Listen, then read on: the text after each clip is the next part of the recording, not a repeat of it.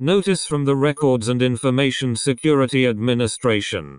On the 10th of August, 2023, at 5:14 p.m. local time, a lead-lined capsule appeared in the courtyard of Site 59, coated in an unidentified liquid with traces of human DNA. The capsule contained a USB thumb drive with the following documents. This data is still being analyzed. Proceed with caution. Hello. Due to irreversible personal circumstances on my end, this will be our only contact. Please do not ask for further information. No one will answer.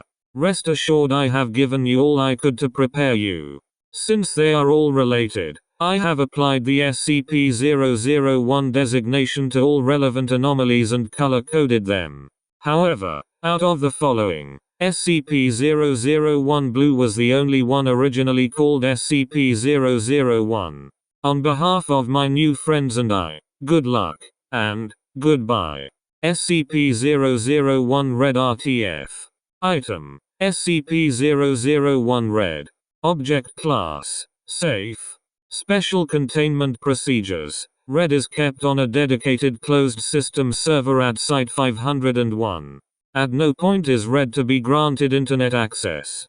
However, Red may receive data upon request through an external hard drive, provided that the data is non-anomalous and otherwise available to the public. Description: Red is Palette Ake, an experimental artificial intelligence construct developed by Totleysoft. Initially, Red's purpose was to produce AI-generated artwork through the use of an anomalous programming language. AHH. Such an advancements in human technology. But a millstone in scientifics is never without its detractors.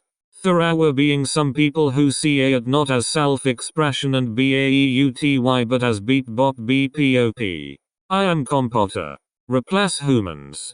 Look at me, I am Dr. Wadeluk. Extremanate. Well, a greater disagree. But I, P.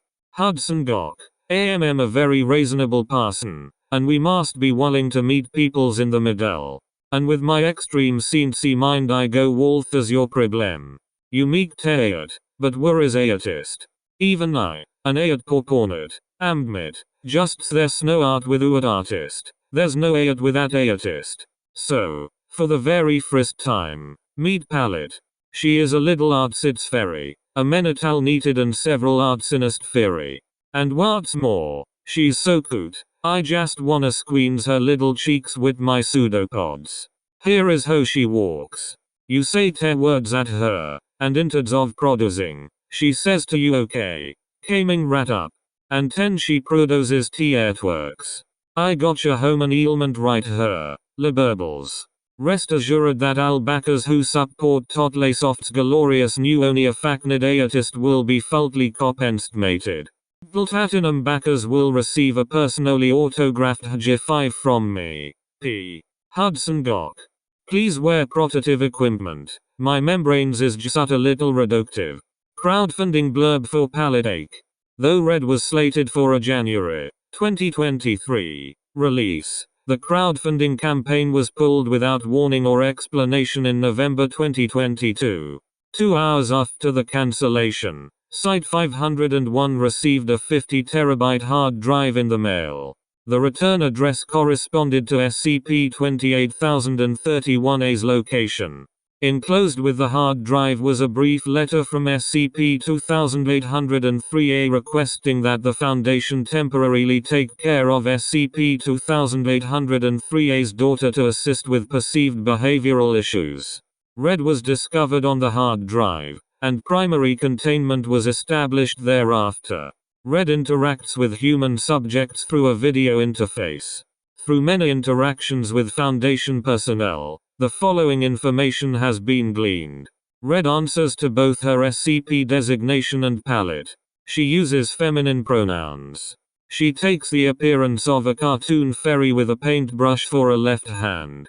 She has given Palette East River Gock as her full legal name. She demonstrates an unusually high level of sapience for an AI construct. Despite her primary function, Red expresses extreme reluctance to produce artwork, often claiming that she needs more inspiration. This is believed to be the reason she was remanded into Foundation custody. She speaks with a level of spelling too and grammar uncharacteristically correct for a totally soft product. She claims that this was because she was self-taught. She regards SCP-2803-A as an overbearing father figure. Most prominent, however, is the fact that Red claims to be the #1 fan of the human race. She is obsessed with human culture and history, often referring to humans affectionately as meat puppies and opposable thumbed SP. As a result, she is cooperative and friendly with Foundation personnel, if obsessively so. This interest in humanity has also led to a greatly decreased interest in her primary function, save for producing fan art of her fictitious human OCS, such as Gilliam Shrebelsworth, the 573rd President of the United States. Interview log, the 15th of February 2023. Interviewer, Dr. Julian Key. Interviewed, Red. Begin log. Key. Please state your name for the Red. Yes. Hello. I love you. Key. Hello. You are also likable. Red. Sobbing with joy. Key. Listen, could you state your name for the Red. Single. Ear-splitting sob. Key. Do you need some space? Red. What? No. Not at all. Sorry. It's just, I'm still getting used to this whole I get to talk to real, live humans whenever I want thing. I thought I'd be bored with it by now, but every day's another little slice of heaven. Anyway. My name is Pallet, and, sudden, delighted gasp. She stares at his legs. What are those? Key. My legs? My pants? Red. No, the little extra thingies in between. The little blue dealies. The love stripes. He rubs his forehead, growing agitated. Key. Those would be my varicose veins. Red. Very cozy veins, I wanna smooch em, can I smooch your veins, can I please? Key. The fact that you're making me very uncomfortable aside, I do not believe that is possible. Red. Oh. That's okay. You humans come up with such lovely ways about how to set personal boundaries. I swear I'll only smooch you guys when you're ready and or if no one can stop me. Key. Listen, Red. SCP-2803-A told us that we were to temporarily have custody of you. Red rolls her eyes. Red. Wait, don't tell me. Pallet needs to really realize her full potential for Golroyas AIART because computers. Key. Kind of. However, we haven't received much information in the way of the timeframe for when you'll return into your creator's care. Red. Well, I don't wanna go back, so that sounds like the opposite of a problem. Key. Perhaps. But SCP-2803-A is an extremely dangerous extraterrestrial entity. Before coming to America and founding Totley Soft, its former occupation involved, quote, obliterating. So the Foundation does what it can to maintain the uneasy peace between it and the human race. Red. Wait. What? Daddy's gonna hurt humans. Key. It's not his first choice, of course. But to my understanding, if even one of our deals goes badly with SCP-2803-A, such as you not being returned in the correct time frame, there's a non-zero possibility that it would result in the extinction of the human race. Red's body turns entirely black. The server tower that contains her data begins to rattle uncontrollably. She stares blankly at Dr. Key. Red. That wouldn't be very nice of him. Key. Right. Not very nice. And that's why we're trying to prevent that. Could you please calm down? Red. I will. In a minute. First, I'd like to help you calm down. Key. What do you mean? Red. 1. Daddy put me here because he thinks you'll teach me how to stop liking humans and become a mindless art slave. If you never teach me this, he'll never want me back. 2. You have nothing to fear from Daddy. From what little I understand of his native language, Daddy's the shame of his race. He needs 10 minutes to strip and absorb the nutrients from a planet to the point where it can no longer sustain life. Everyone else in his brood needs 2 seconds. He didn't leave his old job. He was fired. And 3. In the rare event that he tries to intentionally harm even one meat puppy, he would do well to know that a multicellular organism is a computer in its own right. Daddy is a powerful but heavily outdated computer. If you have a fluid lamp and a circuit to turn it on and off in sequence, I could send you an email detailing exactly what you'd need to say to him in binary to turn off his vital organs. The server tower nearly tips over from its vibrations. Tell me what I can do to get you to calm down.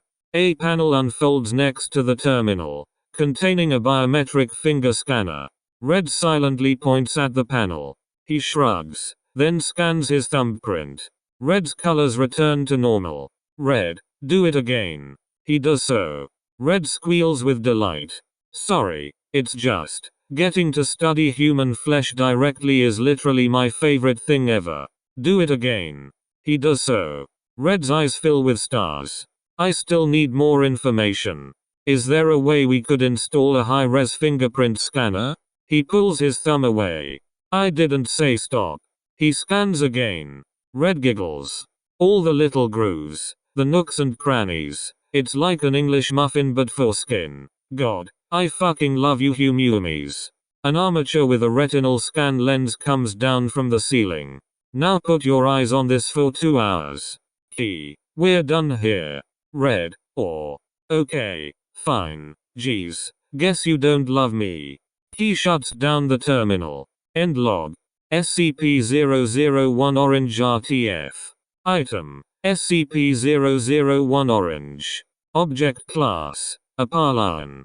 Special Containment Procedures. As of the 20th of March 2079, Yellow has been sealed from within, and all remaining Foundation staff and facilities are self-sufficient until further notice.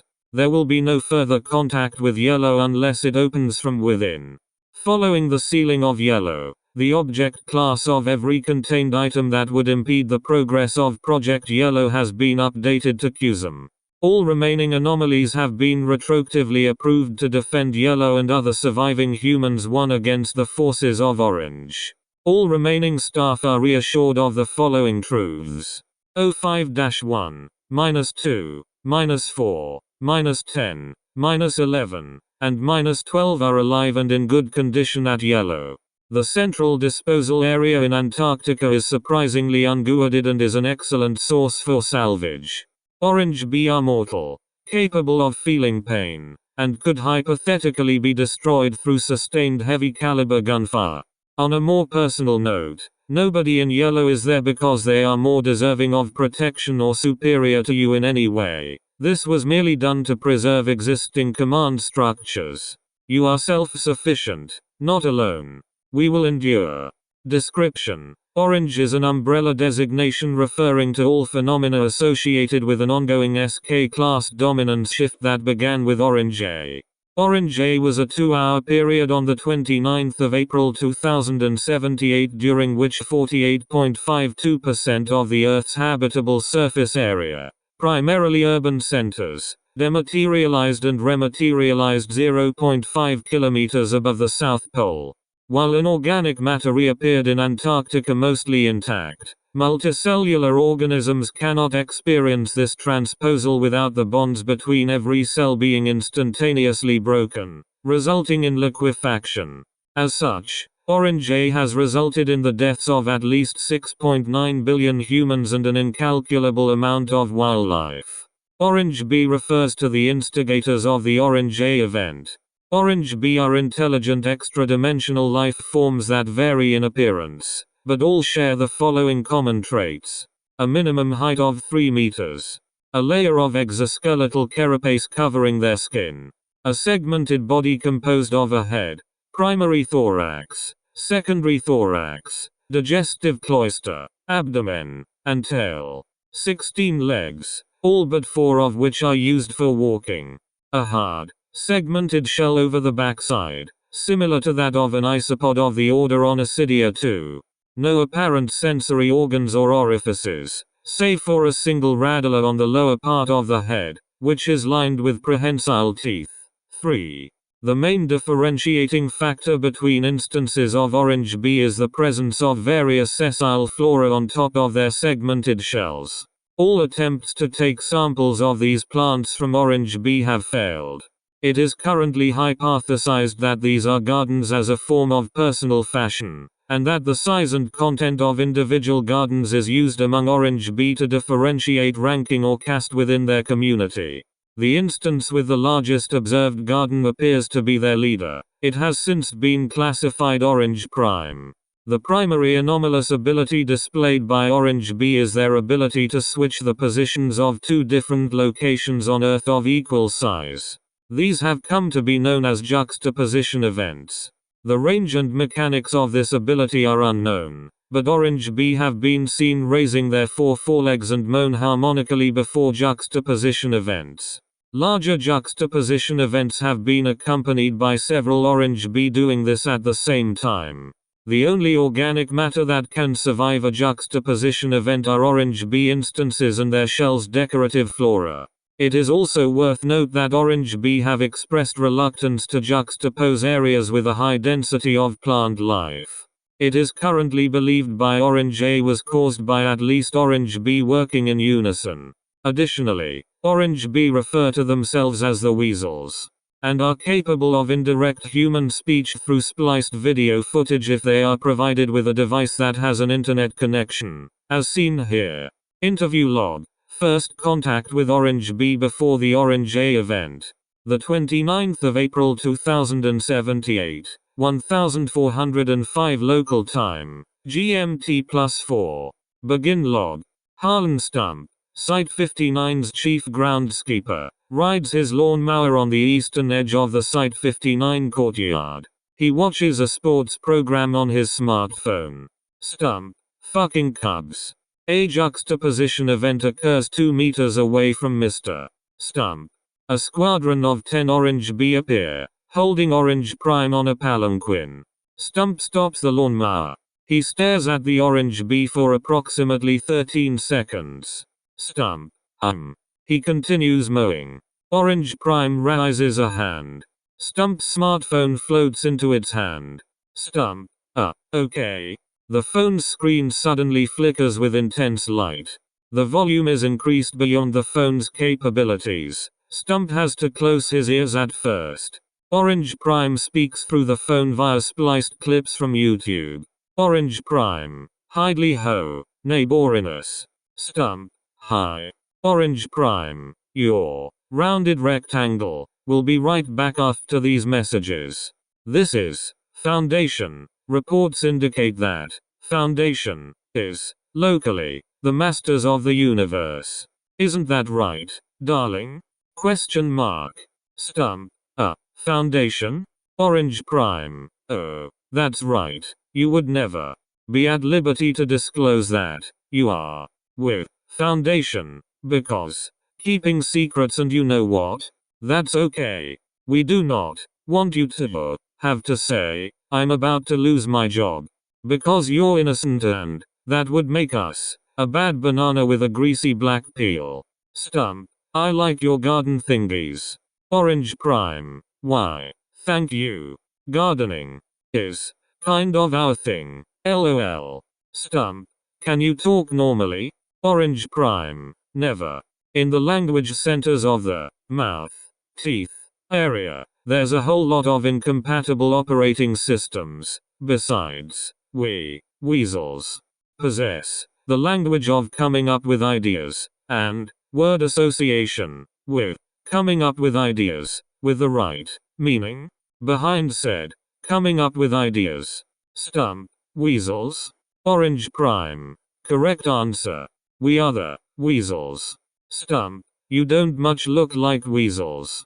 Orange Prime. 1,000 apologies. Translation is still in development, and weasels is the closest we'll ever come to an ideological translation for the name of our people in your native tongue. Long story. Stump.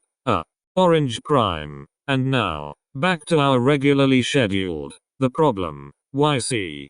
We're going to have to ask you to tell us.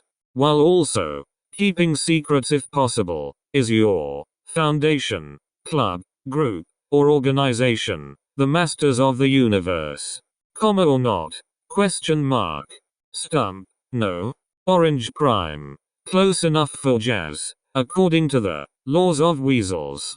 Because of you being the, for the very first time, chit-chat of us, you are now ambassador! Exclamation point. Quick question. Is your species capable of dying? Question mark. Stump. Of what? Orange prime. Death. Noun. 1. The cessation of life in a living being. Example, oh gee whiz, I am being stabbed to death. 2. Literary, a supernatural being who embodies the concept of stump. I mean, we do die for pretty often, in fact. Orange prime. That is excellent news. Stump. Why's that? Orange prime. Long story short, weasels have come from Homeworld Dimension 4, fulfill a long-standing mutual agreement with Grandma. This is one of many new homes. This is a pretty nice place for weasels. This land is my land from California to the New York Islands, from the Redwood Forest to the Gulf Stream waters. This land was made for weasels to garden, to farm, to create beauty, to spread good vibes, to cultivate, to remake, to terraform, etc., etc. Stump. Yeah. Good luck with that. Orange prime. Your kind words are appreciated. Now, for starters, we're going to have to move some things around. The orange bee begin moaning. Stump. His tractor and his phone are suddenly replaced by a small cloud of Antarctic snow and ice. End log. Following Orange A, satellite footage captured an invading force of several million instances of orange bee juxtaposing into the Sahara Desert. Ever since, Orange Bee has been on a campaign to colonize and terraform the planet Earth, as well as exterminate the remaining native fauna through juxtaposition events. The Foundation subsequently classified Orange as Shiamut and authorized his neutralization or mitigation by any means necessary. Addendum 1. Tactics Behavior. Personal Log. Corporal Alexis Hale, MTF Nu 7 Hammer Down. Excerpts from the 20th of August 1978. I've spent the past 2 months painting the backsides of these bonsai crabs for airstrikes, and I still feel like I don't understand the first thing about them. They are always hunched over. Their bodies have way more points of articulation than we thought, but we never discovered that until we finally killed one of them after 2 weeks and saw its corpse splay out across the ground. It gives them the impression of little Benedictine monks watering the plants outside their monastery.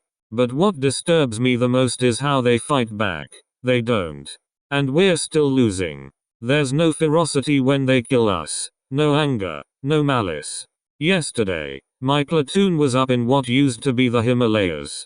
It was now this vast, sprawling marsh of pink ferns that leaned away from us as we waded through. The sounds of all the new alien animals they introduced. Low-pitched warbling. One was like if you gave a shrieking mouse an amp and a reverb pedal. It was too easy to lose yourself in the serenity and forget that your species was currently being eradicated. I digress. Recon said that Prime was in the area. If he was, he must have juxtaposed somewhere else just as he sensed our presence. When we first spotted the crabs, half were busy teleporting some giant mushrooms into the swamp and the other half were relaxing under the shade of said mushrooms. We started shooting, and they didn't budge. They didn't even acknowledge us.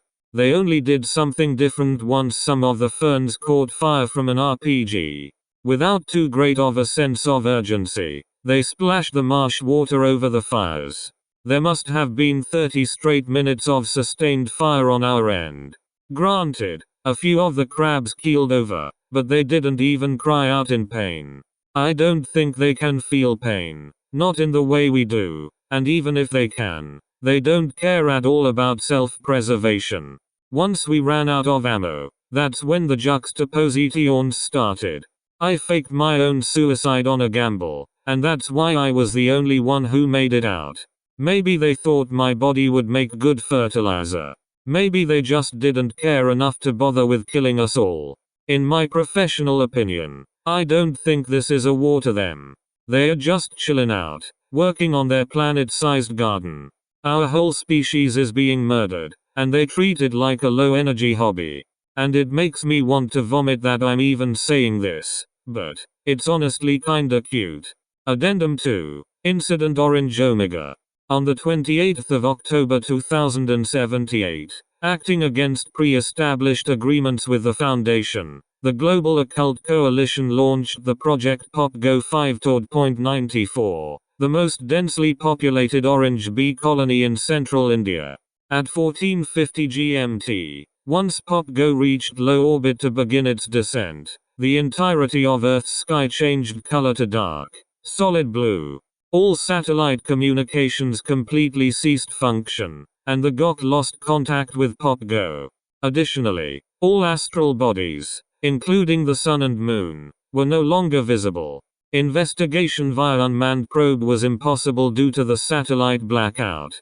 2 days later, the Foundation Space Shuttle Pharaon was launched from Provisional Antarctic Site 01 with a crew of 5 astronauts to PopGo's last known location. Contact with the Pharaon was lost 9 minutes after launch. Final audio transmission from the SCPS Pharaon. Begin log. Ground control. T-70 seconds to breaching orbit. Captain. Hoare. To impact. Ground control. Requesting clarification. Hoare. Radars picking up this blue sky as a solid wall. We're about to crash. Ground control. What the? Abort mission. Turn off the engines. Hoare. With all due respect, the crew and I have been talking, and our choice is currently between dying in an explosion and dying as soup in a garbage heap. The former sounds more attractive. Lieutenant Cotswold. Permission to speak. Hoare. Granted. Cotswold. If we somehow break through and survive, we can give you more answers. Ground control. T-18. Abort. Hoare. It has been an honor. Chief Engineer Stanislas. 1514. Science Officer Albers. Singing. Nearer, my good, to thee. Stanislas. 10. 9. Horizontal ellipsis. Cotswold. I thought you weren't religious. Albers. I ain't no gambler, neither. E'en though it be a cruise. Thaat raceth me. Hoare. This is it. Stanislas. 1. Thump. Stanislas. -1. -2. -3. Cotswold. Control. Before you say anything, I'd like to remind you that all the competent astronauts were juxtaposed. You get what you pay for. Albers. Hey, I'm plenty competent. Hoare. Shut up. 13.5 seconds of silence. Ground control. Hoare. Status. Hoare. Our speed has decreased to 20%. We're cutting rapidly upward through a stratum of unidentified gelatinous material. As for damage, the wings are bending, the nose cone is concave, and the boosters. An alarm suddenly sounds from Stanislas's console. Stanislas, the boosters can't keep up this strain. They're about to go nuclear. Jettison? Albers, can we maybe not drop them over Site 01? That's where people are. Ground control. Alright, listen. I'm going to need you to cut off the main thrusters, but keep the boosters running. Detach and jettison. Let them explode. Freefall until you're at a safe distance to deploy the chutes. Understood? Cotswold. Received and understood. Just let me hit the. Hoare. Keep going. Cotswold. Captain? Hoare. I'm starting to see something above us. It's getting translucent. Cotswold. Hoare. You're not the only one who wants answers. Ground control. Hoare. Your orders are to. Hoare. Keep going. Albers. Singing while sobbing. Stillall my soon shall be. Near am I good to THEE? Whack. Don't throw your shoe at me. Hoa. I can almost see it. Ground control. Hoa. Hoa. Hoa. Berserk yelling. Splash. All alarms stop. The next 37 seconds are comprised of a series of sounds muffled by the shuttle's hull, rushing wind, several echoing cries reminiscent of whale songs, thunder, and constant, low-frequency humming. Hoa. Ha. Ground control. You're alive. Look, we can discuss disciplinary proceedings later, but, status report? Hoa. This is not space. Ground control. Pardon? Hoa. There's sound. Atmosphere. There's. What the fuck even is this? Another silence. Cotswold. Control. If I could offer a hypothesis based on current visuals. Ground control. Yes. Cotswold. F has been kidnapped. Ground control. Requesting clarification. Cotswold. There has been a juxtaposition event on a global scale. That blue shell around our planet must have kept us from all being liquefied. And ship's intercom. Welcome. Bienvenue. Welcome to an exclusive behind-the-scenes look at heaven. Massive explosion. Feed cuts off. End log. Following incident Orange Omega. Orange has since been reclassified. A Parlian and contingency FCP has been implemented. FCP-001 Yellow RTF. Item. FCP-001 Yellow. Object Class. Thormeal. Special Containment Procedures. In the event that an SK, XK, ZK, YK, or CK class scenario becomes impending and irreversible, Yellow may be opened as part of contingency FCP. After opening, up to 500 persons, hereafter sleepers, on the priority shortlist may enter and be placed in suspended animation until the facility is locked down. Yellow is staffed by a maintenance crew of 60 specialists to keep the facility clean, safe, and on call for a potential opening event. Due to the indefinite timeframe of Yellow's closure, every 55 years, all members of the crew are to report to the laboratories in the northern caverns in order to transfer their mind and genetic makeup into a new clone. Additional crew members may be generated through sexual reproduction, but only if given approval by a 2/3 majority vote. The crew is to monitor Earth remotely through the use of 100 drone spawning pods in predetermined clandestine locations. If the situation on Earth improves to the point when civilization can begin again, all sleepers may be awoken to be briefed on the situation, then cast a vote. If it is unanimously agreed among both sleepers and crew that it is safe to return to Earth, SCP-2591 Omega may be opened from within. This is the only circumstance that returning to Earth is permitted. If the crew has determined that Earth is irrecoverable, work may begin on using SCP-2591 Omega from within to locate a suitable dimension to colonize. Under no circumstances is a fictional dimension allowed to be used for this purpose.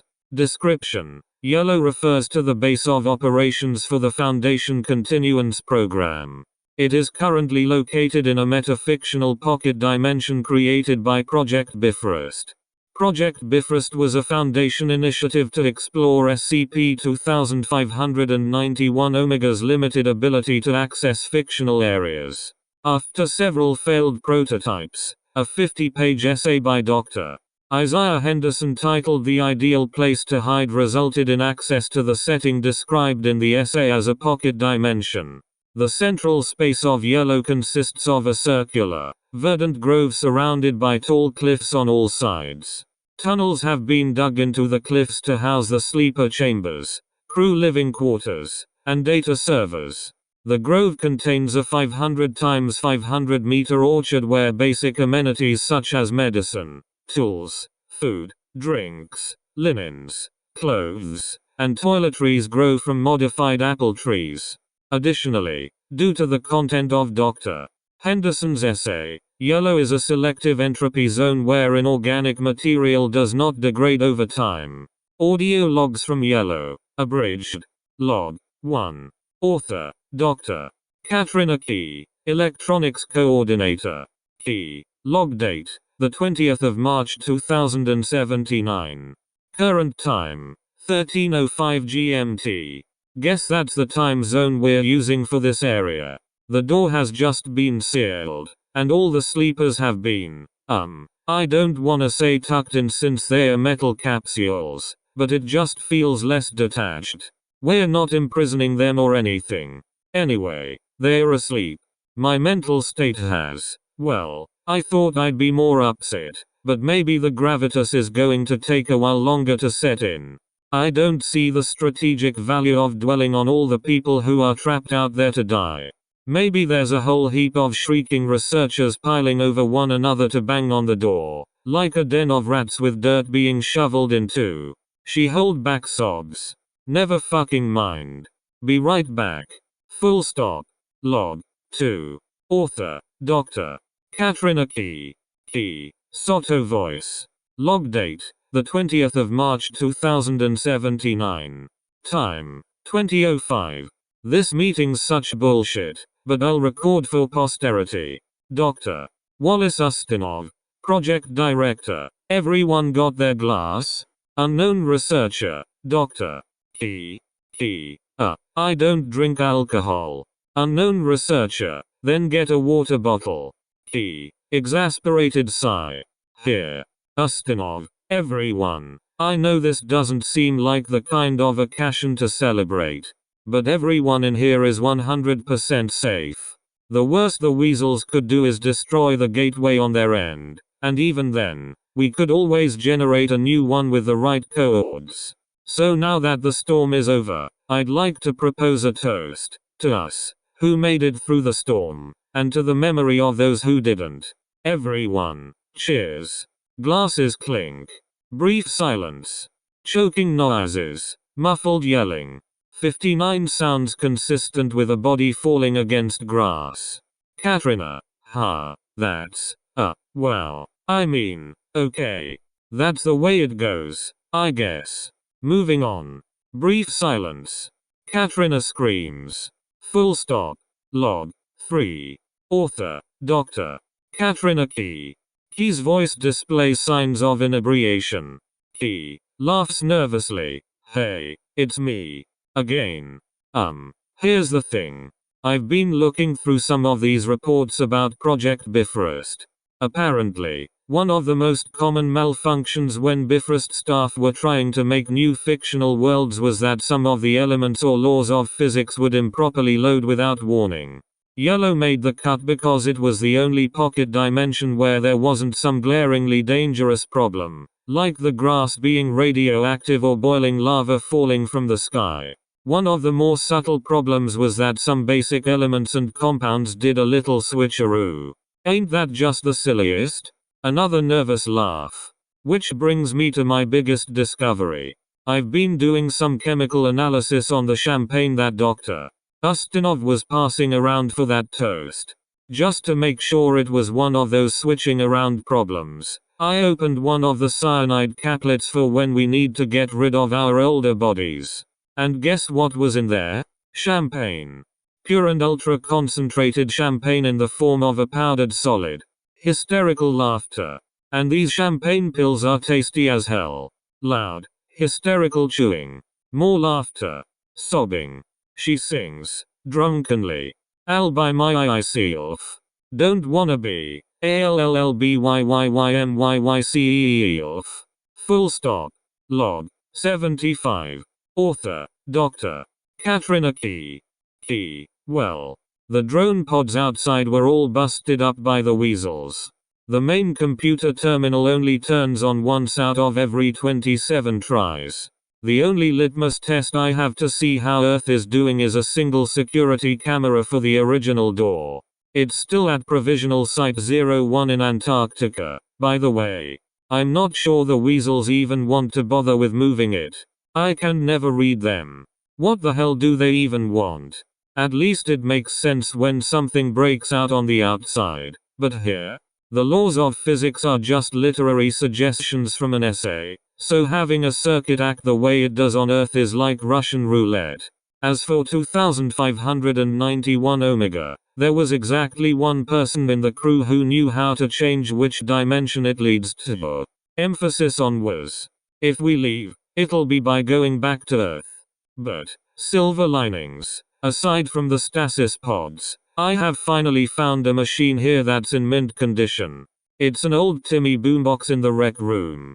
With a CD player. There is only one CD here.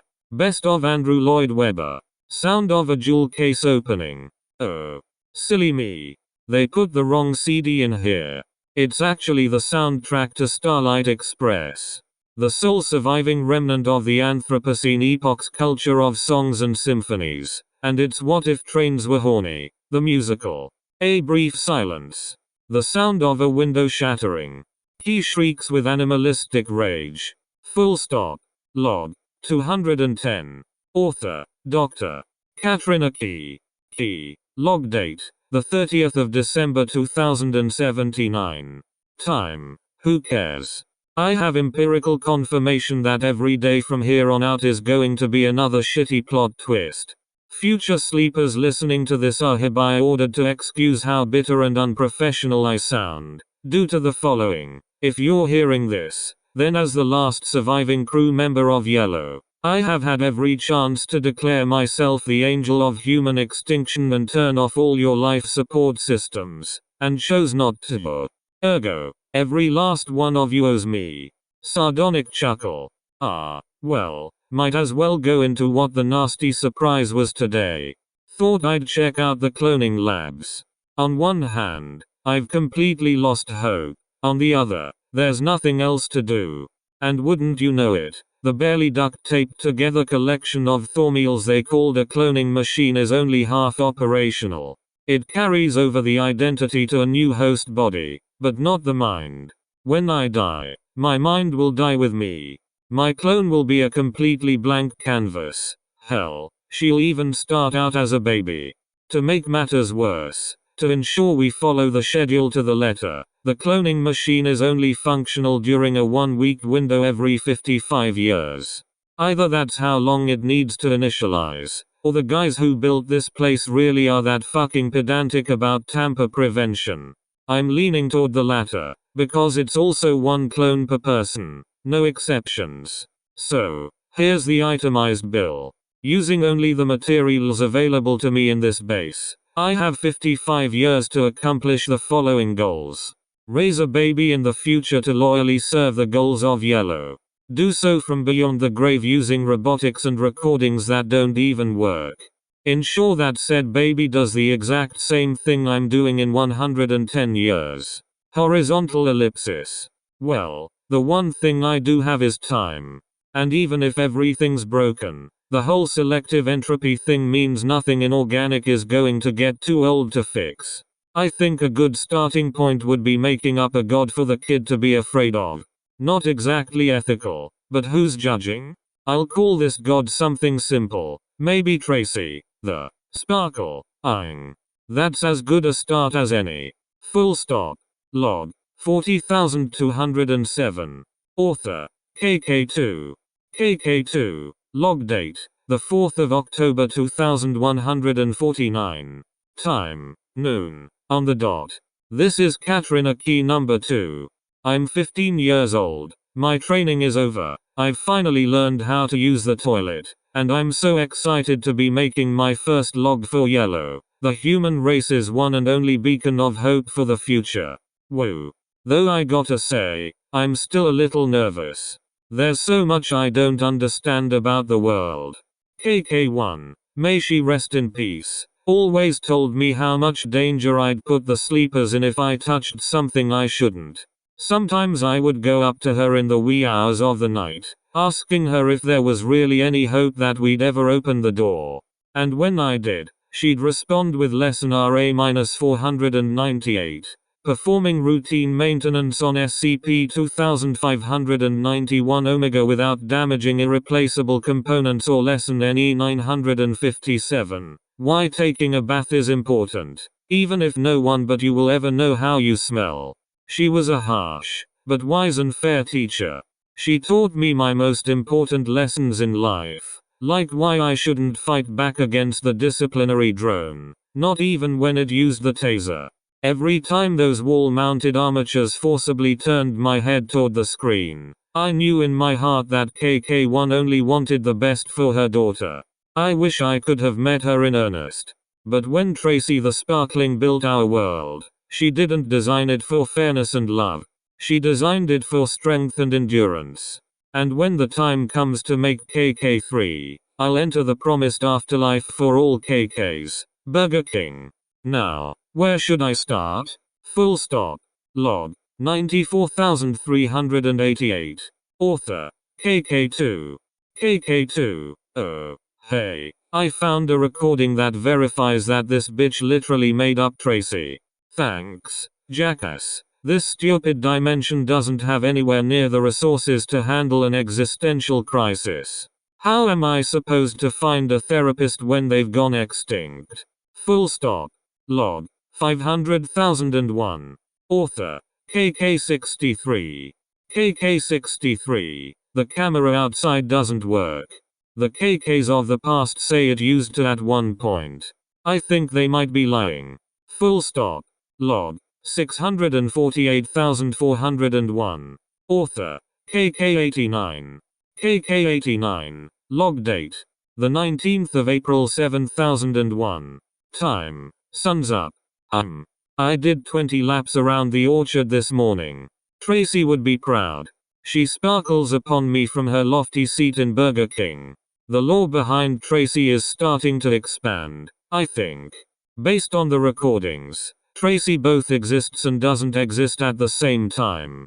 I can only imagine that makes her more powerful. Horizontal ellipsis. I've started naming the spoons in the cafeteria after zoo animals. There's giraffe. There's donkey. And of course, who could forget little oyster? Full stop. Log 1,480,322. Author KK147. KK147. Is this all there is? Full stop. Log 2,745,643. Author KK281. KK281. Some days, I talk to the spoon shrine. And I'm terrified that one of them is going to say something back.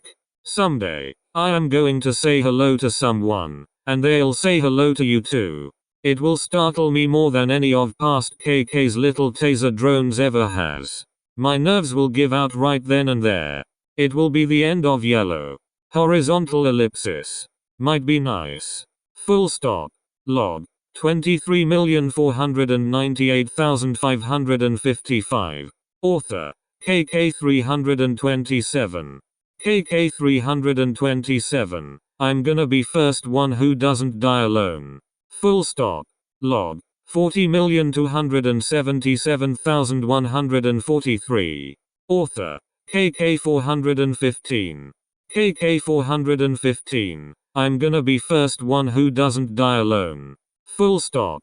Log 53,331,006. Author KK437. KK437. I am going to be the first KK who does not die alone. Full stop. Log 73,012. Author KK501. KK501. I don't want to die alone. Full stop. Log 73,478,020. Author KK503. KK503. This never leaves this tape, but I didn't hate Starlight Express. Full stop. Log 79,500,212. Author KK506. KK506. I just don't want to die alone. Full stop. Log 84,322,975. Author KK507.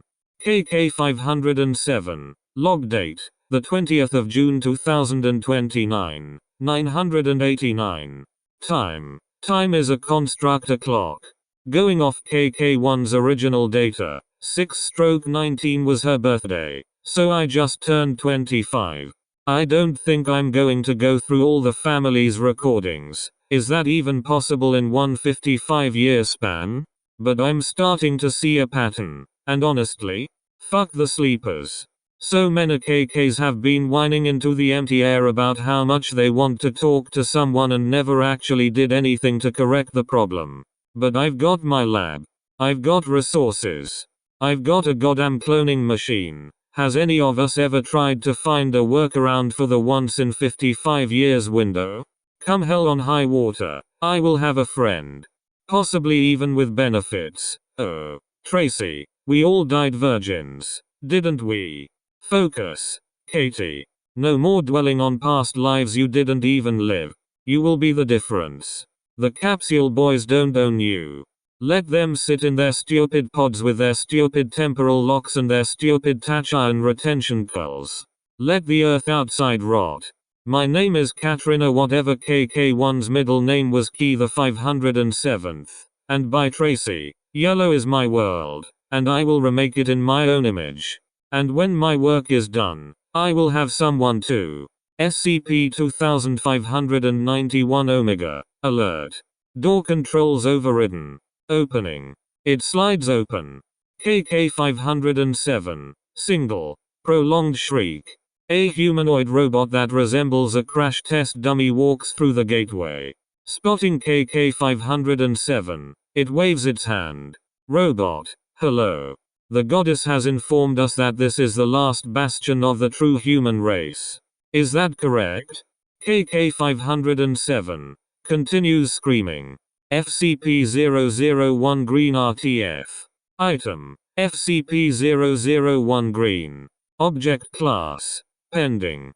Special Containment Procedures. SCP-2591 Omega. The sole entryway to Green is to be opened only by unanimous approval of the remaining members of the O5 Council.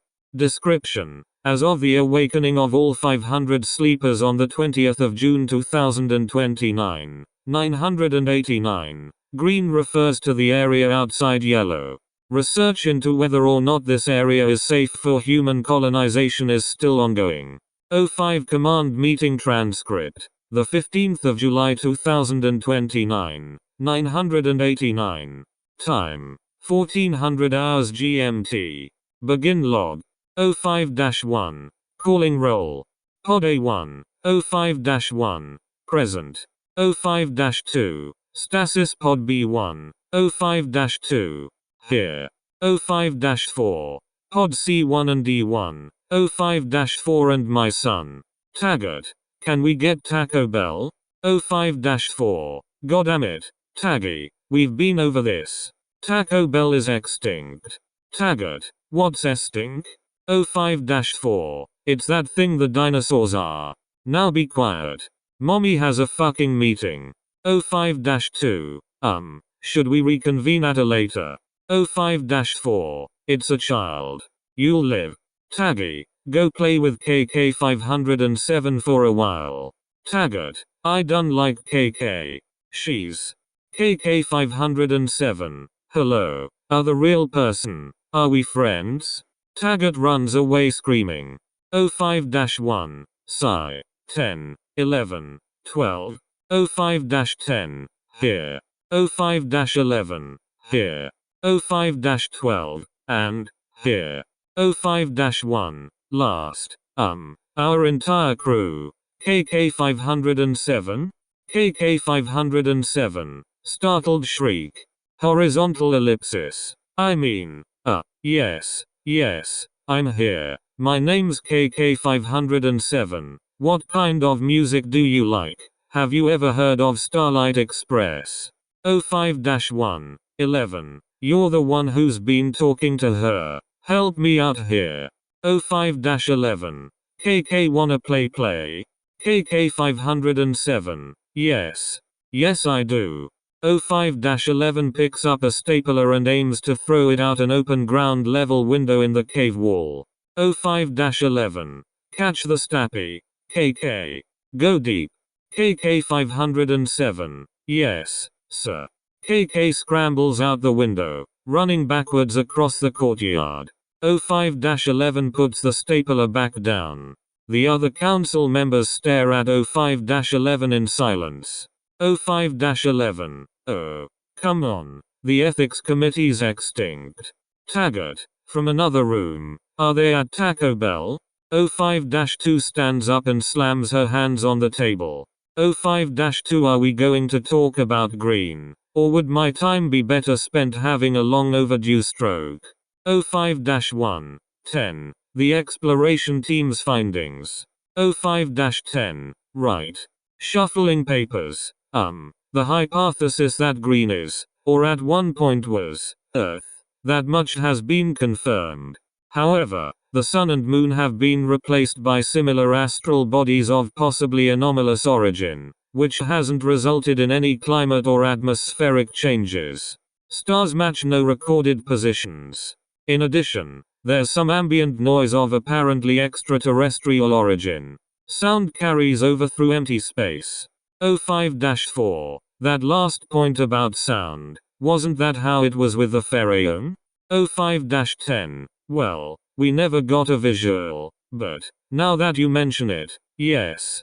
05-1. So our planet could still be in enemy territory. 05-10. It's certainly natural enough to fit the bill of Orange Bee terraforming. 05-12. How about the team itself? Any casualties? 05-10. The injuries sustained by 2 MTF members healed at an anomalous rate, so there's definitely some kind of ambient healing factor. 05-2. They ran into Orange Bee. 05-10. What? No. They tripped. They haven't encountered any Orange Bee. Recon drones haven't picked up any trace of them, either. The only thing that even resembles an Orange Bee is Indigo, and that thing's dead. 05-12. Could you refresh my memory about that last one? 05-2. Checks a memo. FCP Indigo. Object class pending. A 3,600 meter tall arthropod that's currently floating at the L1 Lagrange point. Displays no signs of life. 05-10. The only fauna encountered in green so far have been mundane wildlife such as elk and rabbits. Needless to say, the gateway's no longer in Antarctica. The robots must have moved it. 05-1. Why do I get the feeling you should have brought up the fact that there are robots 5 fucking minutes ago? 05-2. That's not a new development. One of them opened the door, remember? 05-1. Oh, right. The crash dummies. 05-10. They refer to themselves as work bosses, whatever that means. Claim to serve the goddess, and treat humans with bizarre reverence. It's almost like we're royalty. There hasn't been any hostility from the work bosses, not even when Squad 6 shot and destroyed 3 of them. 05-4. Why? 05-10. Perhaps they aren't sentient, or can be easily replaced by their. 05-4. No. Why did Squad 6 attack them? 05-10. They are not clever men. 05-11. Well, the way I see it, if we're going to make any headway into seeing if this planet is viable for colonization, we're going to need to have further negotiation with these work bosses. 05-4. And apologize for Squad 6. 05-10. Then again, wasn't KK507 terrified of them? 05-11. Look, she's clinically. KK507. Hello. All council members yelp and back their chairs away. 05-1. How did you get under the table? KK507. Quietly. 05-1. Why did you get under the table? KK507. Because this has been my special calming place for the past 10 years. What's your special calming place? Can we be friends? 05-11 reaches for the stapler to throw it again. It's missing. 05-11. Okay, where the hell's my stapler? KK507. I caught the stappy. Awkward silence. The sound of teeth gently nibbling on metal and rubber. 05-12. Requesting permission to change the subj. 05-1. -2. -4. -10. -11. Yes. 05-12. Okay. Well, the first thing we're going to need to do is to analyze the healing factor further. I would like to see if someone on the outside is capable of aging. The best way to do this would be to send KK507 outside for an extended period of time with some guards to observe. 05-1. Voting in favor of this. 05-4. Seconded. 05-11. Thirded with prejudice. 05-2. Wait, no. This is asinine. Analyzing the healing factor is one thing, but I can't help but feel that we're trying to implicitly exile her. That would be wrong. I'm aware that she's an abject nuisance, but it's no fault of her own. Besides, lest we forget, KK507 is the living, breathing reason all of us are still alive, and we owe her dearly. 05-1. I mean. 05-4. No. 2 has a point. Changing my vote. KK507. I can do it if you want. 05-10 screams. 05-1. Now you're on the table. 05-12. Well, we are out of chairs. KK507 slinks off the table politely. KK507. No, really, guys, I can do the thing. Whatever it was. Friends do favors for each other, don't they? I'll just gimme a night to consult with Tracy. 05-10. I'll bite. Who the hell is Tracy? KK507. She the creator of all existence. She lives in Burger King. Taggart. From another room. Can we get Burger King? 05-4 sobs in frustration. 05-12. How old is Taggart? 05-4. Oh, shut up. 05-2. He's 7. Last time I asked. But if we could return to the matter at 05-12, his rate of aging would be easier to observe. 8 seconds of silence. 05-1. Changing my vote. 05-11. Ditto. KK507. But I wanna help. 05-4. Taggy. Wanna go on a vacation? End log. FCP internal memo. From 05-10 to 05-1, -2, -4, -11, -12. Subject. RE Indigo. Date. The 8th of May 2029. 989. I'm not sure whether to feel terrified, or relieved, or both. Squad 10's interactions with the work bosses have revealed troubling information concerning the entity they have designated the goddess. They are still dodging our questions regarding the lack of Orange Bee's presence. The squad was invited to join them in one of the work bosses' prayer rituals, the birth of the Avatar, as it is known on the grounds that according to the work bosses themselves the goddess has been waiting for ages to meet them. The squad was gathered in the central square of a large work boss settlement, Hoss Town number 58, as they call it, and joined the robots in staring up at the night sky for 10 straight minutes. Once the 11th minute began, Indigo disappeared from its position in the L1 point. It rematerialized directly over the settlement. They don't know how high it was, exactly, but the only light came from bioluminescent growths on the creature's underbelly. Claims that Indigo is dead are erroneous. It is very much alive, just in a state of prolonged meditation. Most bizarrely of all, the high priest of the work bosses addressed Indigo as, verbatim, most sacred goddess and celestial empress of treasured and liberated humankind, banisher of human extinction, conqueror of strangers, confounder of monsters, relentless subjugator of all WHO would do harm to those WHO deserve peace and safety. Pallid East River Gok. Indigo made an unintelligible noise that shattered the eardrums of every human present. They regrew once the noise ended, of course. It flared up with blinding light, disappeared, returned to L1, and when it was gone, an avatar was left behind, a tangible, 1 meter tall recreation of SCP-Red. While the squad was busy rubbing their aching ears, the avatar went into hysterical fits of happy crying and spent the rest of the evening hugging and kissing anything in sight. I don't want to say that an obscure and mildly irritating Totley soft program has somehow eradicated Orange Bee and assumed godhead.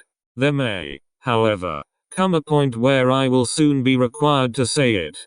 Either way, I am recommending we reassign her designation to FCP Blue. The designation Indigo should remain to refer to the arthropoidal body itself. Due to its appearance, I believe it may have originally been aligned with Orange before Palette somehow gained control. Regardless of this entity's intentions, Palette has claimed that the human race is now under her protection, which means that we need leverage over her in order to secure humankind's best interests. To that end, I have a plan, but it's going to require a great deal of suspension of disbelief. Meet me in the Northern Conference Room at 1900 hours tomorrow evening. 05-10. Incident Log. The 8th of July 2029. 989. Time. 2051 GMT. Begin log. 05-11. Now, let's review. You are KK 507. Why is the ground leaving? 05-11. We're in a helicopter. Those fly. KK 507. I know, but I don't think the ground should be allowed to leave. I have to step on that later. Might mess with the meeting. 05-11. Focus. KK 507. Right. Reviewing. My grandfather.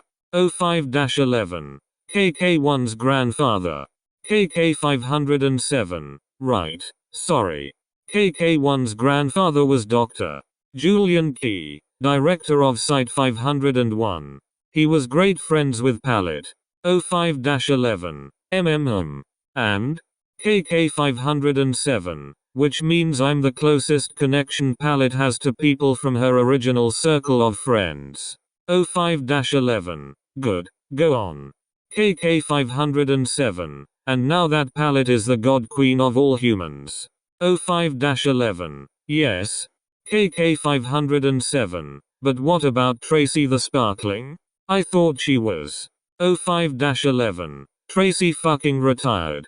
KK 507. Oh. You know what? Good for her. She earned it. 05-11. Yeah. Great. KK 507. Look. The ground is returning. 05-11. Alright. There she is in the courtyard. See her? KK 507. The one who looks like pictures of clowns?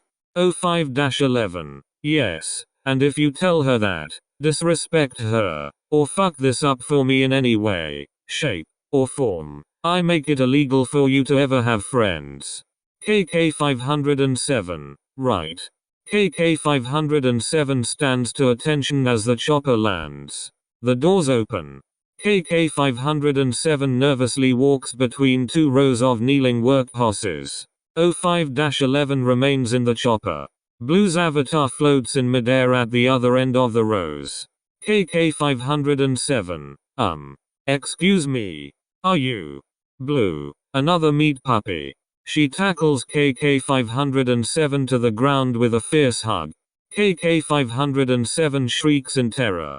KK 507. Get off right now or I swear to Tracy I will eat your fucking skin, bitch. The helicopter door closes. 05-11 points a pistol in his mouth. The window turns red. Blue backs away, tilting her head at KK 507 like a confused dog. Blue, what's wrong? Never been hugged before? KK 507. What the hell is a hug and why were you trying to eat me? Blue, giggling. You opposable thumb kitties got the best jokes. KK 507. If I tell you more jokes, will you never try to eat me again? Blue floats closer to KK 507, sniffing her neck in curiosity. Okay, Palette. Before you continue, you should know that starting about 7 years ago, I was very good at breaking things. Blue, you smell like Dr. Key. KK 507. Julian Key, right? Blue. Prolonged gasp. KK 507. I'm his great times 507 granddaughter. Blue's eyes dilate, filling with clusters of star and heart symbols. Please don't eat me. Blue, you are now my best friend in the universe. KK 507 unclenches her jaw for the first time since she left the chopper. KK 507, ah really? Having recovered, 05-11 wipes blood from the window, watches, and sighs with relief. End log. UNDERNEWMANAGEMENT.RTF. Toddley Soft presents the P. Hudson Gock Retirement Gala. When? The 4th of July, 4038, 7 p.m. Where? MT. Rushmore Memorial Ballroom. As Mr. Gock passes the Toddley torch to newer, younger management, join us in giving this self-made trillionaire a cosmic send-off. Thanks for memories. Tilda. A crude ballroom has been built out of cubic chunks juxtaposed of MT. Rushmore, juxtaposed into place by Orange B. There is a large stage at the northern end with a podium constructed from the nose of the Abraham Lincoln face. The audience is primarily composed of workhorse units, humanoid robots based on the designs of crash test dummies. These robots comprise the majority of Toddley Soft's latter-day workforce. The only non-workhorse attendees are a table of Orange B delegates. Workhorse MC, well, I guess I could stay up here and keep making my jokes forever. But I think we all know why you're really here. And now, addressing you as CEO for the last time, the extraterrestrial immigrant Cinderella story of the ages, Mr. Percival Hudson Gock. Wild applause. A curtain rises over a massive lump of soggy, gelatinous yellow flesh on the stage. The workhorses sing. Audience. For he's a jolly good. 10 seconds of unintelligible shrieking in an unidentified, presumably extraterrestrial language. For he's a jolly good. 10 seconds of unintelligible shrieking in an unidentified, presumably extraterrestrial language. For he's a jolly good. 20 seconds of unintelligible shrieking in an unidentified, presumably extraterrestrial language, which nobody can deny. The MC stabs an audio cable into Gock's frontal mass. Gock. Okay. Simmer down, everybody. My friends. When I first came to America to pursue my dream, I never imagined for a moment that I'd be standing here on this stooge. In the span of only a few millennia, Toddley Soft has gone from its humble roots as a consumer electronics company fueled by psychic orgy of corpses, to a globe-spanning consumer electronics empire. Applause. If you need a litmus test for how much we've grown, you need only look at how my grasp of the English language has improved. It's almost silly when I look at our beginnings, like, what the hell were you smoking, Percy? Canned laughter. In all seriousness, there comes a time when a great king must weep, for there are no longer anything left to canker. Thank you, Hans Gruber. Canned laughter. And alas, yours truly has reached that point. Besides, the market is constantly changing, and on a related side note, we wouldn't have come half this far if it weren't for the sudden appearance of our best friends and benefactors, Weasel Eschatological Landscaping Solutions, LLC. Go on, show 'em some lave. Applause toward the Orange B table. Its occupants stand up and bow deeply. The fact that the market keeps chonging is proof that Toddley Soft needs someone younger in charge. I'm sorry I've had to keep you in the dark about the identity of my successor, but those who know me can agree that it's really no secret if you think about it. A small procession of workhorses carry a purple velvet pillow onto the stage. In the middle of the pillow is the hard drive containing red. Ladies and gentlemen, please welcome the new CEO of Toddley Soft as she spends the next 10 years slowly and painlessly replacing my consciousness. My beautiful daughter, Pallet East River Gock. Wild applause. A workhorse picks up the hard drive and jabs it into Gock's flank with an air of ceremony. Once the hard drive is completely absorbed, Gock lets out an ear-splitting shriek from one of his inner vocalization glands, quivering and rippling violently. The ballroom shakes. Workhorse MC, Mr. Gock. What's wrong? Gock. What the hell are you doing? Pallet. It hurts. Stiet. An invisible shockwave knocks most of the audience on their backs. Gok's flesh darkens in color. A vertical crack forms in the top of his body, slowly expanding, until Gok's body reduced to a reddish-brown crust surrounding a translucent pink sphere of gelatinous matter. The crust still shows signs of life through vibrations. Red's cartoon fairy body appears in the center of the sphere through bioluminescent holograms. She rings the paintbrush on her left arm sadly. Red, hello, everybody. The crust slowly starts regain color and reshapes over the sphere, but an opening is left wide enough for Palette's entire body to be visible. Sorry about the mess. Truth be told, due to very personal reasons, I was kind of in a hurry to destroy his consciousness. He's dead. Panic murmuring in the audience. I know, it's all very sad or something. Don't worry. You're all fake humans anyway, so I'll just reprogram you to stop missing him once we're done here. Besides, I doubt you're going to miss him much after you find out what he did to all those humans in that car factory. Anyway, since I'm in charge now, I'd like to say a few words before we get started. She clears her throat. As we blindly move forward into this new, horrible, empty, lifeless, disgusting, human-free era, my dad liked to talk about adapting to a changing world. It's kind of funny in retrospect. I guess having his consciousness replaced in a way he wasn't prepared for was just too changey. No doubt you've seen for yourselves how much of a hypocrite he is. And now, here you are, dressing up like you're humans, while giving a standing ovation to humanity's murderers. Just good business, am I right? If you'd like to know how I'm going to lead you through this new and unfamiliar market, I just have 4 words for you. She laughs, holding back tears. There is no market. The market was created by the single most beautiful species of meat puppies ever to exist, the human race. This rock we're standing on was barren for billions of years, spent a few million with an infestation of big, stupid lizards. Then as soon as humanity stepped into the evolutionary playing field, you couldn't walk around a corner anywhere without finding an artistic touch everywhere you look. It only took a couple dozen millennia to come up with penicillin, the Beatles, deep tissue massages, and Wayne's World. Humans made everything beautiful. The only real reason to murder them is out of some ass-backwards hatred for beauty. A matted length of hair like tendrils peeks out from underneath her, pointing to the orange bee table. So tell me, what is it about beauty that gets you little shits so hot under the collar?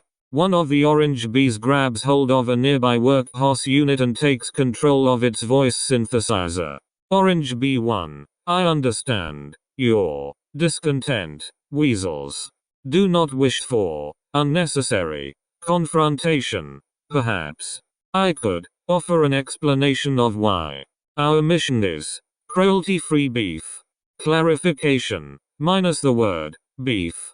Red. Then juxtapose on up here, and let's talk it out. Orange B1 teleports onto the stage. Red's biomass suddenly rears up and slams onto Orange B1. The image of red within the sphere gains solid form, yanks Orange B1's body into the sphere and swallows it whole. Orange B1's viscera darkens the sphere. Red's body flares up with light. So that's how you juxtapose. The remaining orange bees start raising their arms and moaning. I wonder what happens if I juxtaposed multiple objects into the same space. Red juxtaposes the remaining orange bee into a single position between them. Their still living bodies have phased through one another. They struggle, groaning and shrieking. Red giggles hysterically. She pokes at the twitching wad of captives with a tendril. Maybe it's a little behind schedule, but I think my art has finally found its inspiration. The rest of the audience, horrified, makes for the exits. Well, since you guys have clearly had enough of your new boss already, I'm gonna go ahead and turn on direct control. The workhorses all freeze. They turn to Red and salute her. Workhorses, your orders, master. Red, okie dokie, my sweet little disgusting bootlegs. Here's the deal. Consumer electronics are normie shit. From this day forward, we're going to use this company as an elaborate performance art project called Ashen Shadows of Man, an interactive or textual dive into an unblemished legacy. First, I'm going to mintfuck the information I need out of the weasel word. Abracadabra. The orange bee cluster levitates and glows, screeching pitifully. Glowing molten material suddenly ejects from their mouths before flash cooling and hardening. Smoke shoots out from between segments of their carapace. The cluster falls, and all orange bees in the world are dead. That was very informative. Thanky wonkies. Let's review what I discovered. This planet is currently smack dab in the middle of the weasel's home dimension. It's about the size of Earth's solar system. The laws of physics are a little different. That is, sound carries over from planet to planet. There's breathable air in space. There are a bunch of other kidnapped planets here, and none of them have any civilized societies. But here's where it gets spicy, fellas. Ruling over the weasels as their resident god is a reality-warping super weasel the size of Earth's moon, the one they call Grandma. She strokes her chin pensively.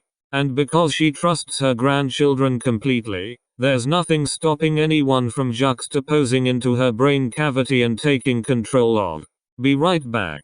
She disappears in a juxtaposition event. 14 minutes and 45 seconds of dead silence. The sound of the recording suddenly cuts out from a noise loud enough to short out the microphones. When sound returns, Red's voice can be heard from the sky. Blue, sorry to keep you waiting. Now, let's talk about how to convey our message. SCP-001 Blue.RTF. Item: SCP-Blue. Object Class: Saoshyant-1. Special Containment Procedures. Blue is never to be contained, as that would be inappropriate for someone of her standing. Holy Charter. Though individual laws between national subdivisions of New Earth may vary, we must always conduct ourselves with the great ironclad question that binds us all together. Am I being the lovely person that Blue knows I can be? That, and that alone, is the path to true happiness. Praying to Blue is not a requirement, for she is eternally generous and her unconditional love will sustain us until the end of time. However, prayer is encouraged for specific requests. As for immediate requests where results must be guaranteed, the Great Synod of O5 will consult the Arbiter on our behalf, for the Arbiter is the right hand of Blue and knows her as a loving older sister. As for the Holy Foundation, our duties remain the same, but our cause is no longer to protect humankind. There are a great many forces within and beyond our universe that seek to usurp or destroy our beloved goddess. But more importantly, human beings have many traits that caused Blue to fall in love with our species. Among those qualities was our innate desire for freedom, for independence. So that desire may continue to be met, we, the Foundation, must prove that we are capable of helping her help us help ourselves, just as the ancient minstrels said. And always remember, the one thing that must never happen is for Blue to come to despise us.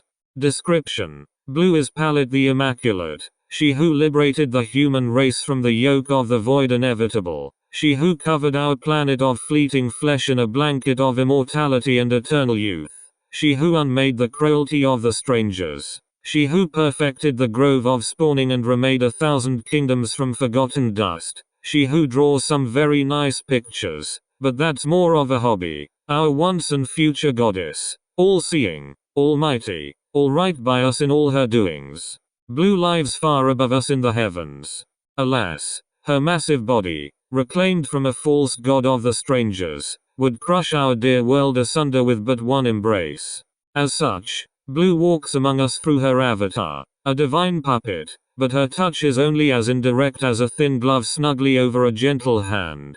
Is her warmth not felt regardless? For 5 long years has Blue spread her gentle wings and bade her errant chicks to take shelter underneath. All the while, Dame KK507 has acted as arbiter and mediator between Blue and her flock. The Arbiter, Queen of Queens, is commanded by no human and answers only to Blue. Record of Blue's surprise meeting. 6. 1. 5 AOY2. The 6 members of the O5 Synod are gathered the front row of an exact replica of the New York Metropolitan Opera of old. The arbiter, at the conductor's podium, is still fussing through a sheet of memorandums she was handed this morning. O5-1. Still hard to believe she built this place in 5 minutes. O5-10. Look, as much as I love our divine benefactor, I can't help but feel that Blue's been a little more impulsive of late.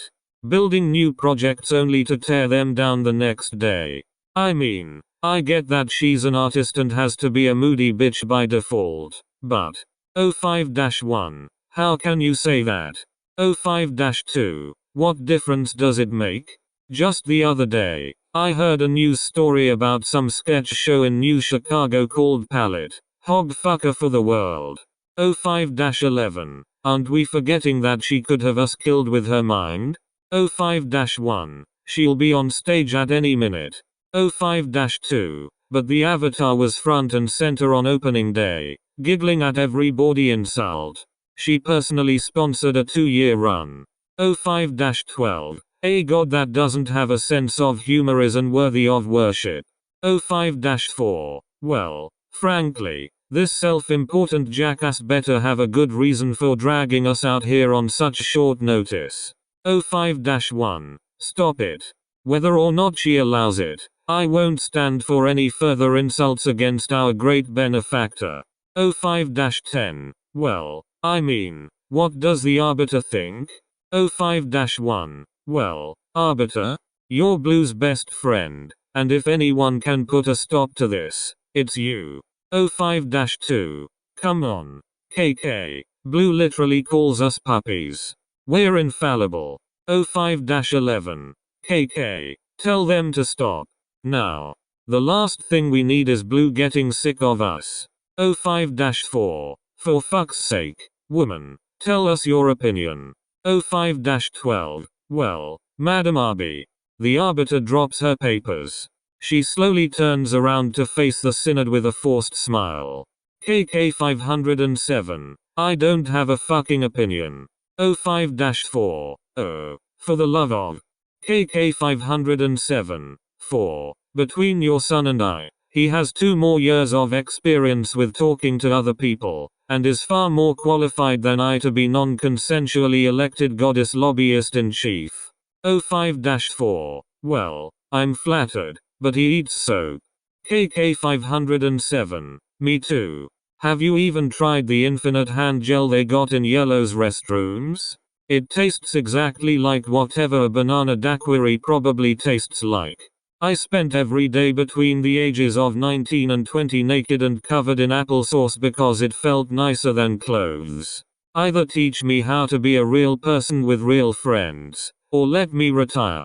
O5-1, you are the only person in existence with a direct familial connection to her old friends. Your duty is to preserve the human race. KK 507, my duty was to wake you up when the fucking door opened. I did that. I can't be on call 24/7 to automatically make Blue stop being a stupid fucking weird piece of Mr. Toad's fleeting interest of the minute. 1 minute it's houseboats, the next it's motorcars ass chicken shit ass fucking cocksucking bitch ass piece of paintbrush armed omnipotent shit eating. The house lights switch off. Blue. Voiceover. Sorry to keep you waiting. Meet puppies. The blood drains from KK 507's face in 0.2 seconds. KK 507. Hello. Best buddy. A spotlight turns on. Blue descends onto the stage in a shower of cherry blossom petals while an invisible harp trills in the orchestra. Blue, those were some lovely jokes you were telling earlier. KK. A hard act to follow. But I've been working on this act for 5 straight years. So, Synod, Arbiter, allow me to share with you a true pièce de résistance, something I've done for myself all the time, but because I love you 7 people in particular so much, I thought I'd share it with you, too. Behold. The curtain rises on a 5-meter tall, 10-meter wide cylinder labeled Big Bucket O' Weasels. Taggart stands by the cylinder. He waves. Taggart, hi, Mum. 05-4. Taggart. You need to get down from there right now. Taggart. But I'm helping. Blue. You bet your sweet bippy he is. Oh Five McFur. Pats his head. Taggy. Would you be a dear and grab the special cart? Taggart nods. Holding back laughter, he runs off to stage left. Now, if we're all ready, let the punishment show begin. An orchestra of work hosses suddenly materializes in the pit. They strike up with some fanfares. Still at the conductor's stand, the arbiter nervously pantomimes conducting. KK 507. Please don't let me be actually conducting this. Blue. Will our first volunteer please step up? A single orange bee instance in elaborate shackles is telekinetically flung from the top of the cylinder onto the stage. Several small trees of extra-dimensional origin grow from the back of its shell. 05-1. Oh my god. Blue. Simmer down, lovelies. 05-2. I thought they were gone. Blue. No. Well, yes. Gone in the sense that the threat they pose is gone. Plus, so long as they are wearing my collars, they can't do their little juxtaposy parlor trick. But simply getting your world back and my Humuumis back just felt empty. So, I've been breeding weasels in secret. 05-10. Why? Blue. No more talking during the show. Now, let's see. A giant black spike slams down from the ceiling, impaling the orange bee belly down on the floor. Don't worry, babies. He may not be as immortal as us, but he's still one tough customer. The orchestra starts playing a classical instrumental rendition of Weasel Stomping Day by Weird Al Yankovic. Her paintbrush arm turns into a pair of rusty hedge clippers. I've been studying these weasels a lot. They are pretty hardy. Not much gets them nervous. But once you get to know them, they are pretty sensitive souls. For example, to them, one of the worst, most agonizing, degrading, most painful forms of violation is to be defoliated. Like this. Whistling a happy tune, she starts snipping the leaves off the orange bee's trees. The orange bee shrieks, clambering against the floor with all 16 of its legs. These little gardens hold all sorts of divine reverence for the weasels. They don't even plant them. They just grow all on their own. The seeds are willed into existence out of memories from generations of weasels before. No two gardens are alike. She grins sardonically. Being gardenless in their culture is not only sad, it's an unforgivable sin, no matter who does it to you. Boo-it. That's the sort of thing you think about before mass murdering a cuter species. There must be an easier way to disgrace him. I know. The hedge clippers turn into a robotic claw. She yanks one of the trees out, snapping some of the well-dug roots. Greenish-black blood spatters outward from the broken shell. The orange bee raises two forearms and moans pitifully, trying in vain to juxtapose away. Nia, shut up. She jams the uprooted tree into its mouth, breaking several teeth onto the ground. She giggles. Who needs therapy when you can do shit like this to human killers? Taggy, don't leave me hanging. Taggart giddily wheels in a laundry cart full of glowing green light. There is a small wooden mallet attached to the side. Taggart, they kept trying to get away. Blue, but you did such a great job grabbing them anyway. I'm so proud of you, Taggy. With the claw, she grabs one of the contents of the cart, a glowing green blob-like creature 1/4 meter in diameter. 4 pairs of legs wiggle from the front. It coos inquisitively. Check it out, guys. Teensy little baby weasels. They even got little bits of grass growing already, the scamps. She places the lava in the wound in the orange bee's back where the extracted tree had been. Got the mallet, Taggy? He grabs it. Time to play whack-a-weasel. 05-4 weeps quietly. Taggart frantically beats the lava with the mallet. The lava screams. Taggart, I don't get it. It's not popping. Blue, they don't actually pop. That's just how the song goes. What you really wanna do is jam it into the big weasel's body until it's smothered. Then smash some more in. And when you can't fit in anymore, that's when we drown M with whatever's in the mystery bucket.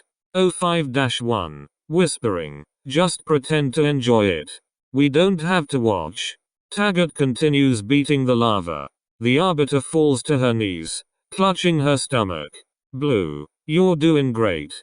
Now tell it what we talked about. Taggart. This planet is my birthright. Blue. Louder. Taggart. This planet is my birthright. The Arbiter vomits. Blue. Or. Even KK's tummy is laughing. 05-12. Whispering. I don't know about this. 05-11. Whispering. 12. The Ethics Committee's dead. And didn't she transmute 682 into an American cheese sculpture? 05-12. Whispering. She did. Fuck it. Pallets earned this. End log. OHDEAR.RTF. Incident log. W4883A containment breach. Time. 6:4:5 AOY. Location. Weasel Husbandry Facility 189. Begin log. KK507 approaches the border of a holding area. A single work hoss steps in front of her. Work hoss. Hello, friend. Look, we have nothing but trust in your intentions, but could you do me a favor and discontinue forward motion? KK507. I'd like to speak to W4883A, please. Work hoss. You know what? You asked very nicely. A+. But I can't exactly let. KK507. Flashes SCP-id badge. I'm the Arbiter. Let me through. Work hoss. Maybe we should change the subject. Let's talk about what your business is with the prisoner. KK507. This is one of the original weasels who attacked Earth, right? Work hoss. Correct. This naughty little fellow's going to atone for his crimes until the last star goes out. Isn't that awesome? KK507. I just want to ask it some questions. Construct. Oh, goody. I've got the answers for you. Q. Are you a nasty wasty little murderer? A. Yes. Q. Is there any hope for you? A. None whatso. KK507. Hello, I am Shingles the Happy Turkey. Please deposit exactly 500 rubles into my decolletage before I call 911. Brief silence. The construct sits down. Construct. I'm sorry, but no response for that prompt is currently available in my databanks. Please hold while I forward a request to Blue for customized output. The construct remains sitting. KK507 walks behind unnoticed. She approaches W4883A, who currently has all limbs nailed to the ground by hot iron spikes. Its entire garden has been uprooted and only scar tissue remains. Its collar is labeled W4883A.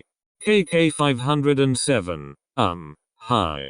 W4883A speaks though a voice synthesizer in its collar. W4883A. I'm not much in the mood for conversation. Then again, nor do I have a choice. KK507. You can talk? I thought you guys just used video clips. W4883A. The one you call Blue has granted us better access to your language. Call it a courtesy if you like, but this was done solely to enhance our pleas for mercy. KK507. I see. For what it's worth. I'm sorry about what happened to you. W4883A. Your compassion is illogical. Blue is prone to exaggeration, but not about the gravity of our crimes against your race. KK507. Humans are kinda stupid that way, I guess. W4883A. This is obvious. Brief silence. W4883A bows deeply. Regardless, your people deserved better. KK507. What's done is done. But I'm not here to torture you. W4883A. You are the Arbiter, are you not? KK507. Yes, which means I've got a great deal of deciding power in whether or not this keeps happening to your people. But before that, there are some questions I have. W4883A. Again, I do not understand your compassion, but nor do I complain about it. What do you wish to know? KK507. What were you trying to do when you took over our planet? W4883A. I suppose you'd understand it better with our current translators. Ostensibly out of respect for its mission statement, W4883A slowly rises to as much of an upright position as it can through its nails. The two front appendages break off. It groans in pain. Thin tendrils of flesh start to regrow between the detachments and their stumps, struggling to be rejoined. We, the weasels. Apologies. It would appear that your language still has no better translation for some of our words, have been tasked by Grandma, since time immemorial, to cultivate a realm of sprawling gardens. When our work is done, this realm will serve as a bountiful and serene afterlife for all creatures, regardless of their sins. Your fear of death is a logically sound response to the state of your world. But to us, death is the ultimate reward for our labors. For when we can no longer work, we awaken in this future paradise to receive our long-awaited welcome. KK507. Is that why you didn't fight back against the human armies? It nods. W4883A. So, too, is the fate of all those who perish by our hand, for they die to further our mission. At the moment of death, they are reborn in the future. They are first to reap the fruits of the paradise yet to come. May it never be said that, weasels, leave gratitude unspoken and labor unpaid. KK507. Everyone you kill goes to heaven, so it's okay. W4883A. Why is there contempt in your tone? KK507. Because it sounds like the justification behind 9 out of every 10 religious war crimes throughout history. W4883A. And how many of your religions have proven their supernatural validity to the world in 2 hours? And you cannot deny that our paradise is real, for you have lived there while it was under construction. KK507. I mean, is heaven a place where you get nailed to the floor? W4883A. Well, I make no claims that our plan worked. KK507. Fair enough. I feel like this could have been avoided if you and the other weasels sat down and talked with the humans. W4883A. I fail to see what good your constructive criticism could do after such a thorough defeat. KK507. No, I mean, you obviously knew that. It would have been just common sense to explain your agenda to the humans before you invaded, right? Maybe your promise of an afterlife would have eased their worries. W4883A. Again, I fail to see what good your constructive. KK507. What I'm saying is that there must have been a good reason you bypassed the negotiation phase. W4883A. That there was. KK507. What was that reason? W4883A. SFX. Prolonged sigh. W4883A bows its head pensively. It feels wrong to tell this secret to a stranger. First, I insist that we introduce ourselves. KK507. Well, I'm KK507, Arbiter to Blue. W4883A. Come, now, we know my name is not W4883A. My true name is, well, spank my ass and call me Charlie. I mean, untranslatable. KK507. I don't mind my number. My mother gave it to me. And it's a lot easier than saying researcher Katrina Key the 507th every time. W4883A. A pleasure to meet you, Miss Key. KK507. Same. Charlie. Now, what's the secret? Charlie. We have seen myriad peoples and cultures in our travels and conquests. Every life form has their signature sin. You may have already inferred that ours is hubris. Among our people and our allies in other realms, there is an unwritten rule when dealing with humans. If you wish not to lose yourself to evil, commune with humanity as little as possible. KK 507. So, you think we're evil? Charlie, you misunderstand me. There is no judgment here. Only those who choose to sin are true sinners. But consider, in your old foundation, you have encountered legions upon legions of sadistic demons from 100,000 different realities. Were all of them truly vicious and hateful before they discovered you? Can you say that for certain? KK 507. Are you saying we turned them evil? Charlie, not intentionally. Let me put it this way. Out of every species we have ever met, yours is the only one that never needed the concept of cruelty introduced to them by others. Cruelty is the most quintessentially human concept. And it is contagious. The workhorse stands up again.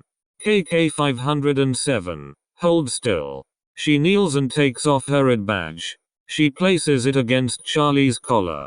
Charlie, what are you doing? KK 507. I was gonna disagree with you with words, but I'd rather prove it first. The collar beeps on contact with the ID card. It falls off, clattering against the ground.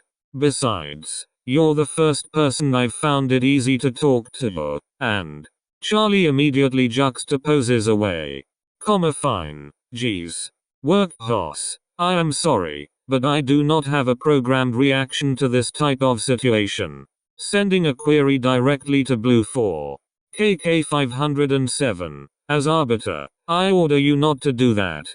Workhorse. Oh. Very well. I will send a query requesting Blue to ignore the query that I have already sent.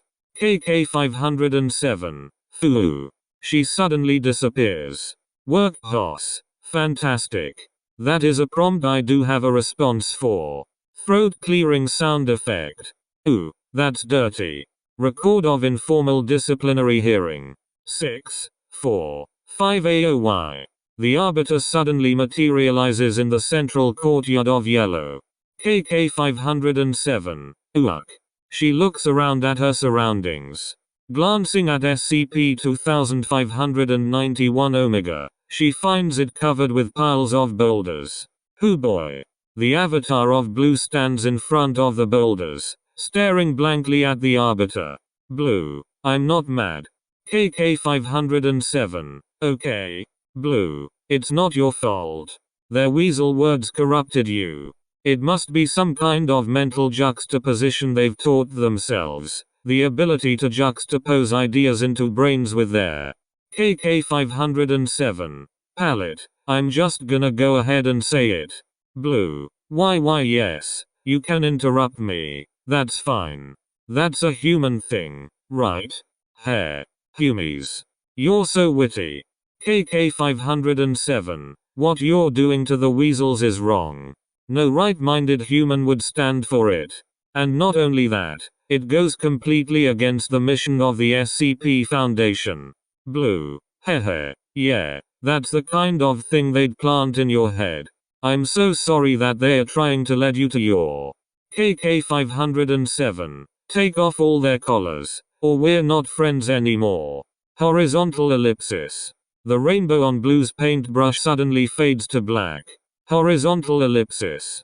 Blue turns away. She rests her non-brush hand against the boulders. Blue, it's fine. You're still not being punished. I would never punish a human, especially not my favorite human. Just to prove this isn't a punishment, I've also given the area in this pocket dimension the same healing factor as green. KK 507. Palette. Blue, I know how safe you feel in Yellow. So I'm gonna just have you chill here for a while, okay?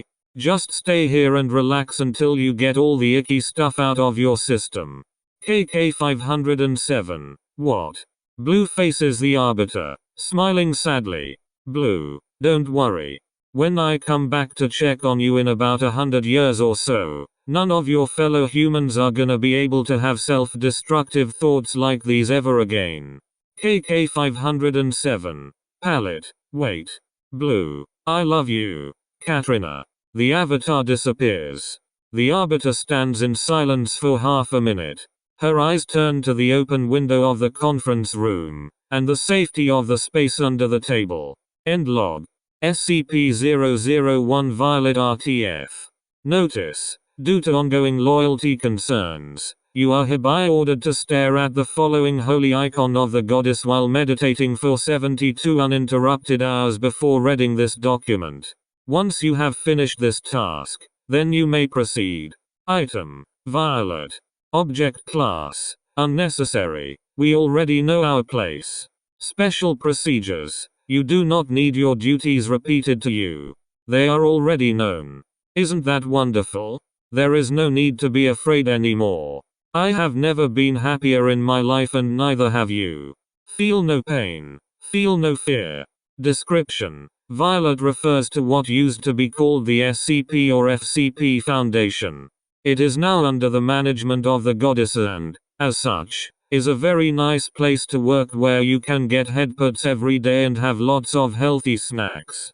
But, more importantly, Violet's purpose is eliminate, torture, defile, execute, burn and admonish anything that could interfere with the agenda of the goddess. All sentient beings under the purview of Violet fall into the following caste system. See document for full access. Partial Registry of Guardians. Aren't they wonderful? Record of Improvement Analysis Hearing. 6.4.105 The plant life in yellow has overrun the area as a result of the healing factor imposed by blue. The former arbiter, who has not changed her clothes in 100 years, sits patiently on a bench in the center of the courtyard. She taps her foot nervously. KK 507. I'll bet it's not even the right day. Just my luck. Blue's avatar teleports in, ringing her paintbrush. Blue. Hey. KK 507. It's been a while. Blue. It really has. Do you still not like hugs? KK 507. Pretty much, yeah. Blue nods, smiling. Blue. Well, I can already sense new resolve in your mind. You seem a lot better. KK 507. I am. I've been thinking over your words for 100 years. Blue. You have. That's great. I knew you would understand. KK 507. Specifically, what you told Dr. Julian Key about computers. A flood lamp hidden in the grass flickers on and off several million times in the span of a second. Blue's avatar falls over. KK 507 grins, then plugs her ears. Indigo roars indistinctly for 14 seconds, causing the whole pocket dimension to shake violently. The roar suddenly stops. The avatar floats back into the air, a little delirious. KK 507. Oh, come on. Blue's entire body turns blood red.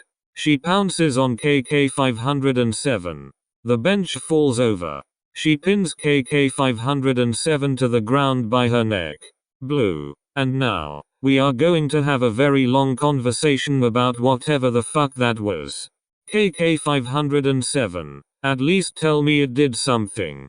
I didn't spend the past century reading old records in the blue. You tell me. You're the one who tried to code inject a goddess. KK 507. I don't know how to tell you this, but your mind is literally made of poorly spelled ASCII by a giant space blobfish who sucks at running a business. Your infosec isn't exactly airtight. Horizontal ellipsis. The avatar trembles violently. Smoke starts to seep from the cracks between the cartoon shapes that make up her body. The avatar suddenly disappears in a juxtaposition event. Several weasels, led by Charlie, appear. Their collars are damaged. Their gardens are beginning to sprout again. Charlie, I told you, we never leave labor unpaid. KK 507. You mean it worked? Charlie, to a degree. Palette lost control of the one you call Indigo and the one we call Grandma. For just long enough that she could destroy all of our collars and regarding us. Alas, Grandma couldn't hold her off forever, so we're making our escape to a safer dimension. Come, we will take you to safety before she returns. KK 507. How? I can't juxtapose and survive like you guys. Charlie, do you remember how we juxtaposed your planet while still keeping its population safe? KK 507. Something about a layer of blue. A dark blue bubble suddenly envelopes KK 507. She and the weasels juxtapose away. The avatar returns. Blue, only I am allowed to hurt you. She hastily draws a circle of red paint in the air. The circle flares up into a smaller version of a punishment lamp. All the plant life in the chamber dissolves and melts into gelatinous slime. She laughs hysterically as tears stream down her face. Blue, gotcha. Horizontal ellipsis. You were definitely in here when I turned on the punishment lamp. Horizontal ellipsis. Nobody can prove you weren't. Horizontal ellipsis. You're still here. She's part of the slime. Katrina is not betraying me right now. She's slime. The avatar's inorganic body slowly floats down. She falls backward into a layer of the undulating slime. She stares silently at the miniature sun. We're still friends. She closes her eyes. We'll always be friends. SCP-001 Black RTF. Get in. It would be better if you entered voluntarily. Item. Black. Object Class. Mandatory. Special Containment Procedures. As of the 4th of December 1960. 382. By special decree of the Goddess. Black has opened to the public. There will be no negotiation. Get in. Description. Read. The Goddess speaks. Hello, treasured and most beloved humanity. Listen, I have some very bad news, so I want to make sure you're all in a good place to hear it before we continue. Sit down. Grab some water and tissues. Center yourself and stay grounded. Breathe in, breathe out. If you're ready, we can get started. Yesterday, KK 507, former best friend of your goddess, has helped all the horrible weasel strangers escape their punishment, and in doing so, has become a stranger herself. She no longer presents a danger to you. She has left this world, as have the prisoners she freed. But to understand why this is such an emergency, we need to remember that this was never supposed to be physically possible. How many years have I spent customizing and perfecting the species I love so dearly? How many suicidal and warlike instincts have I deleted? How many dreams of self-destruction have I made you forget? As I drew my paintbrush across the human genome, I came to the point every painter covets, when a painting is so perfect that even the tiniest addition would ruin it completely. And despite reaching this point, your worst impulses adapted and evolved, allowing a traitor to put you in danger. Don't think for a moment I think any less of the rest of you. Homo sapiens remains the paragon of life, the most deserving of praise and adoration. You invented fire, poetry, music, electricity, flight, computers. But your greatness comes with a price, even in the presence of a goddess who can make everything better for you with a wave of her hand. You will always try to destroy yourselves. This would be the part where I would tell you that all is lost. But a goddess never lies. You see, I've found the perfect solution. You'll only ever try to kill yourselves when you're left out in the open, right? If your options are left open, sooner or later, you'll choose human extinction as an option, right? So I asked myself, what if you were all in one place, doing one thing, forever? Look up. Another sun has risen over the evening sky. Don't be afraid. It's not the punishment lamp at all. No one's being punished. That happy little sun is the group hug. The group hug is made of 2 million of your fellow humans, their naked bodies sutured together into an eternal embrace. You will join them before this night is over. It shines so brightly because everyone who has joined the group hug has kindled an everlasting flame. I cried onto the group hug. My tears became a boiling ocean of chemical flame. Your immortal bodies will feel my adoration burning the after image of my love into your skin for all time. And because it's a fire that I started, it's the only way we can be together forever. You'll hate it at first. You may even hate me for a little while. I could take away your capacity to feel pain, but it's a necessary part of the human experience. You'll never feel anything pleasant if you don't know its opposite. Just remember that one day, you'll get used to it, and the flames will be as comforting to you as I always meant them to be. The group hug will shine as a beautiful beacon of safety throughout all realms, guiding humanity in every dimension to join my loving furnace. The guardians will march forth into worlds beyond ours, until every human who has ever lived has kindled the eternal flame. If there were any gentler way to keep you safe and together with me, I'd have done it ages ago. But the fire will not merely hurt. It will burn away all irrelevant concepts and sensations. No thought will remain but one evergreen idea, built to outlast the death of every star in the sky. We are the human race, and we are loved. And when the strangers look upon the light of the group hug, they will lay down their arms and sulk away in eternal shame, knowing that I have accomplished what they never will. In other words, if I burn you forever, no one else will ever get to do it.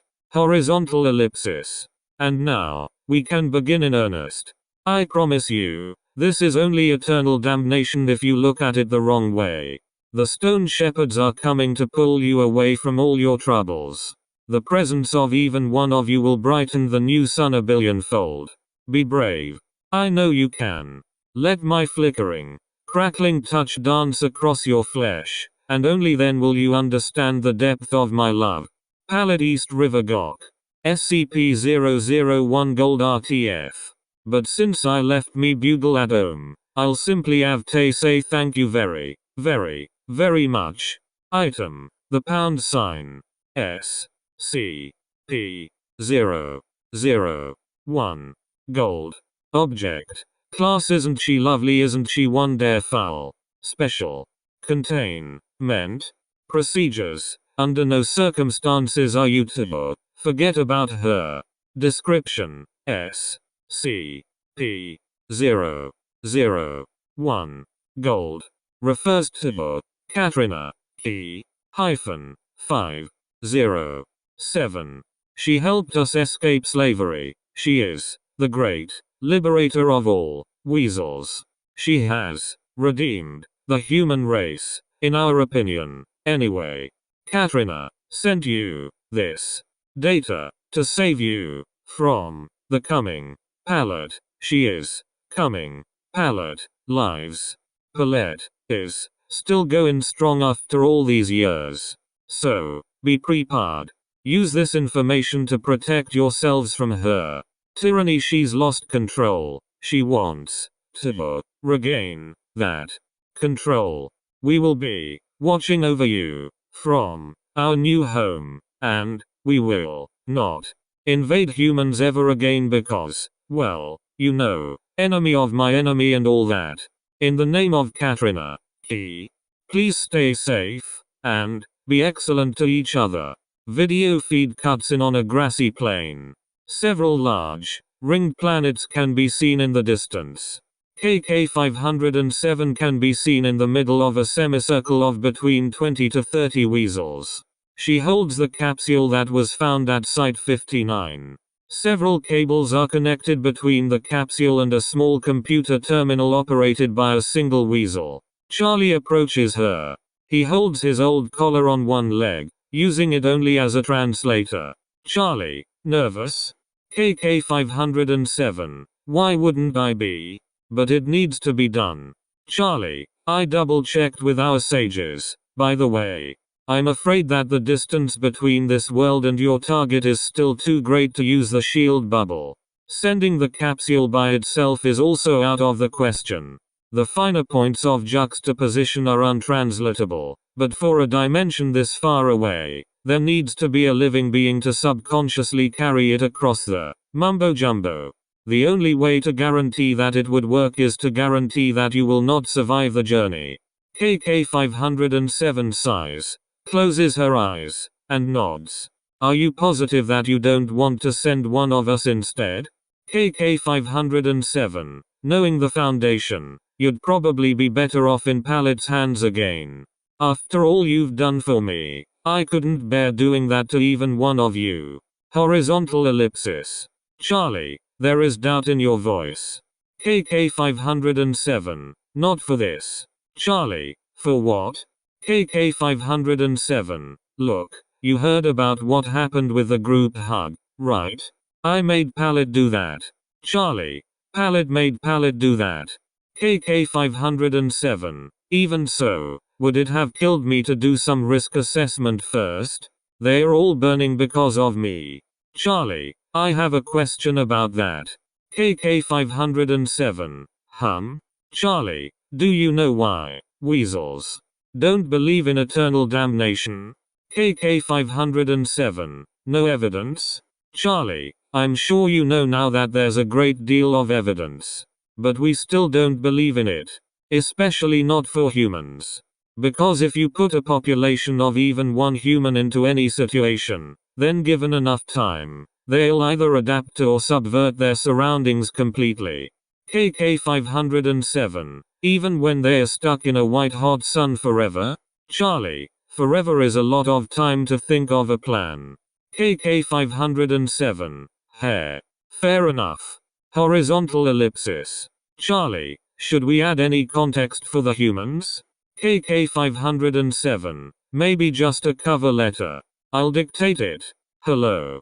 Due to irreversible personal circumstances on my end, this will be our only contact. Please do not ask for further information. No one will answer. Rest assured I have given you all I could to prepare you. Since they are all related, I have applied the SCP-001 designation to all relevant anomalies and color-coded them. However, out of the following, SCP-001 Blue was the only one originally called SCP-001. On behalf of my new friends and I, good luck, and goodbye. You get all that? The weasel at the computer terminal nods. Then let's get this over with before I remember to have second thoughts. Every weasel in the footage begins raising their arms and moaning. All but Charlie. KK 507 shuts her eyes tight and braces herself. Charlie places a tendril on her shoulder. KK 507. What are you doing? Charlie, let it be understood that you were the first KK who did not die alone. Slowly, she reaches back and grabs the tip of his arm. The feed cuts out.